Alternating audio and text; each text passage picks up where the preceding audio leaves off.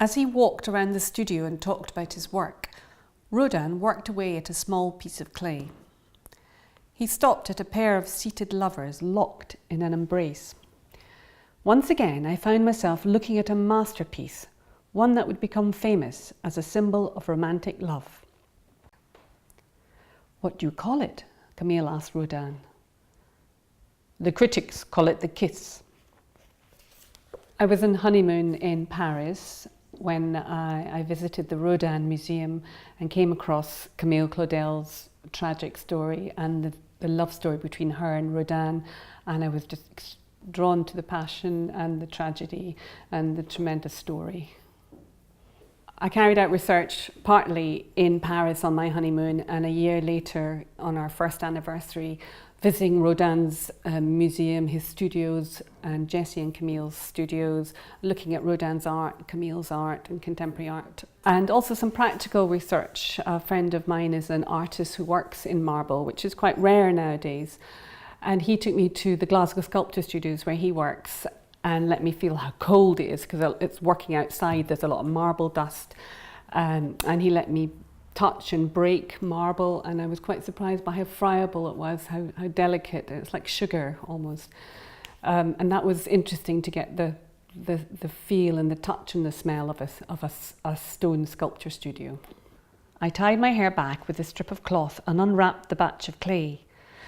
My hands rested on the cool, wet mass, and I looked at Camille. I'd known her for only a few weeks, but already we were firm friends. I'd never met anyone like her before.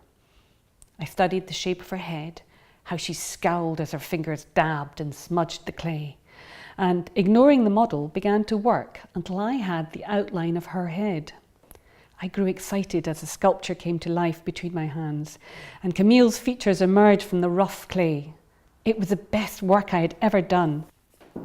It was hard for women artists, women sculptors in particular. They were mostly encouraged to do polite little watercolour paintings indoors.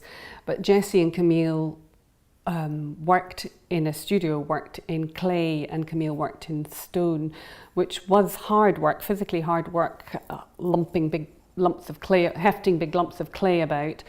And they were also, because they were wearing bustles and very restrictive corsets, high collars and long sleeves and jackets and hats, which they would have worn while they were working with dust coats over them. But it was hard because they worked a lot up at the top of ladders because the sculptures were so large.